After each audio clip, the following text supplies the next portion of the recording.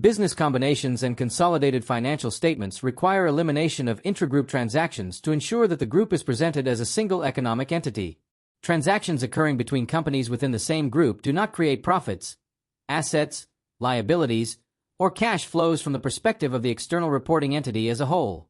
If intragroup transactions were not eliminated, consolidated financial statements would overstate revenue, expenses, assets, liabilities, and profits, misleading users regarding the group's actual financial position and performance. IFRS accounting standards therefore require all material intragroup balances and transactions to be removed during consolidation. This process improves transparency, comparability, and faithful representation by ensuring that consolidated financial statements include only transactions and balances involving parties external to the group. One important intragroup adjustment involves eliminating unsettled balances existing between group entities at the reporting date. Examples include receivables, payables, accrued expenses, loans, and interest balances arising from internal transactions.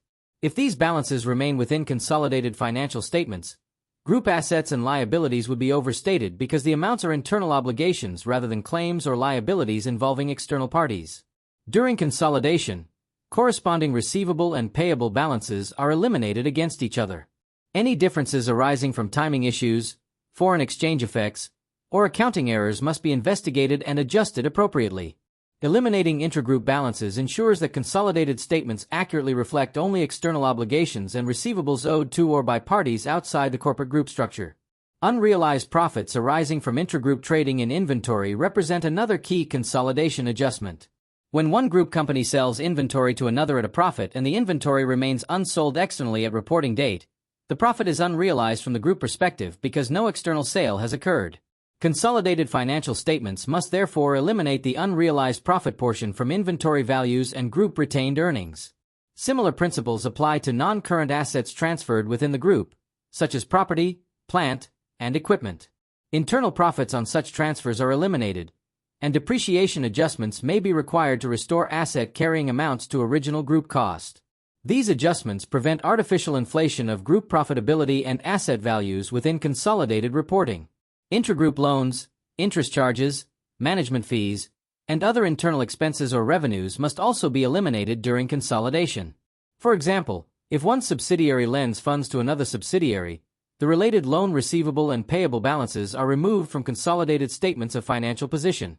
Similarly, interest income recognized by the lender and interest expense recognized by the borrower are eliminated from consolidated profit or loss because they represent internal financing arrangements rather than external economic transactions.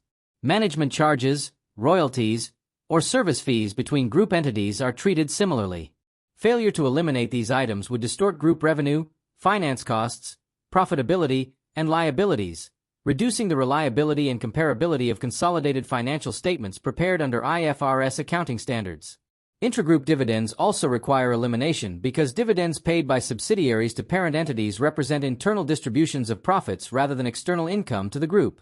If intragroup dividends were included in consolidated financial statements, group income and retained earnings would be overstated. During consolidation, dividend income recognized by the parent is eliminated against the subsidiary's corresponding dividend distribution. However, dividends paid to non-controlling interests remain within consolidated financial statements because they represent distributions to shareholders outside the group. Proper treatment of intragroup dividends ensures accurate allocation of profits between the parent and non-controlling interests while preventing duplication of income within consolidated profit or loss and changes in equity statements. Overall, intragroup adjustments are essential to preparing reliable consolidated financial statements that present the group as a single economic entity.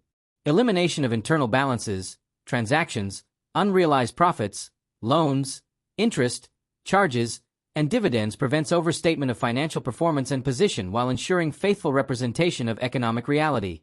These adjustments enhance comparability, transparency, and usefulness of consolidated financial information for investors, regulators, lenders, and other stakeholders.